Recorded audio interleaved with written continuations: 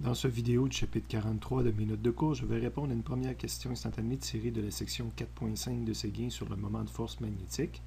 Il s'agit de la question instantanée 1 que j'ai moi-même intitulée le sens de rotation et dont on peut lire le libellé à la page 369 de Séguin.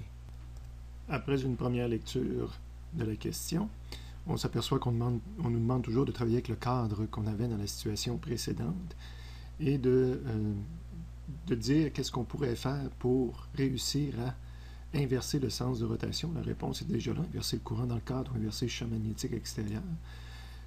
On va essayer de se convaincre que cela fait bien ce qu'on veut observer.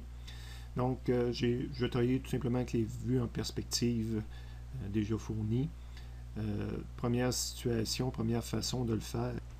Avant de le montrer, je vous rappelle que ce qu'on veut obtenir maintenant, c'est des forces magnétiques qui auraient cette configuration-là. Contrairement à ce qu'on avait dans la vue en perspective tout à l'heure de la situation 2, où ce que nos forces magnétiques étaient dirigées comme ceci. Donc, de retour à ma question instantanée, là, on voit que je veux obtenir comme résultat maintenant des forces magnétiques inversées de ce sens-là. Comme mentionné tout à l'heure, la première chose que je pourrais faire, c'est de ne pas toucher à B, mais de changer le sens du courant. Donc là, vous pouvez retourner en arrière encore une fois pour aller voir avec la vue en perspective de la situation 2, vous allez voir que j'ai inversé le courant.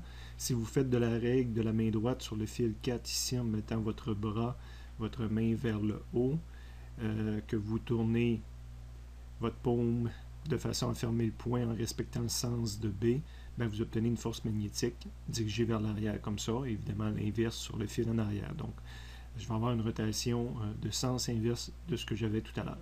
Une autre façon d'obtenir le même résultat, c'est-à-dire des forces magnétiques qui sont inversées par rapport à la situation 2, ben cette fois-ci, c'est en conservant le même courant qu'on avait dans la situation 2, mais en inversant le B.